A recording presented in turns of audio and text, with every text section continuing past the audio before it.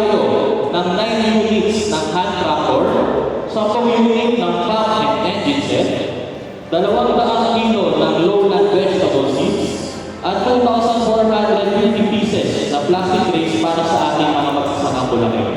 Tayo ay magbibigay ng isang unit ng fiberglass patrol boat, 100 unit ng polyethylene net, 468 pieces ng gill nets with accessories, 20 units of 10 to 12 horsepower marine engine, at 9 units of FRP boat para naman sa ating mga mangingisdang Bulacan. Hangad po namin na mapagaan ang inyong trabaho, mapataas ang inyong produksyon, at mabigyan kayo ng mas maraming oportunidad upang mapaunlad ang inyong kabuhayan.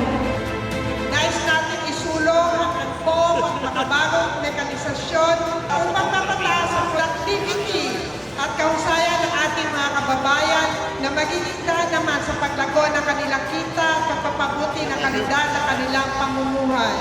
Yan igamit namin sa pangingisda namin. Yan ang panguhuli na ng mga isda. Siyempre, malaking tulong yan. Dahil hindi na kami, mahirap nga bumili ngayon dahil nga mahirap ang buhay dahil sa mahal ng petrolyo. Malaking bagay.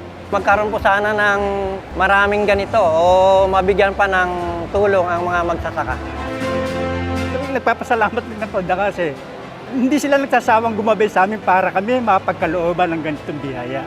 Sana magtuloy-tuloy po ito. No, ang pagtulong niyo sa aming mga magsasaka, napakalaking bagay po sa amin ito. Maraming pong salamat.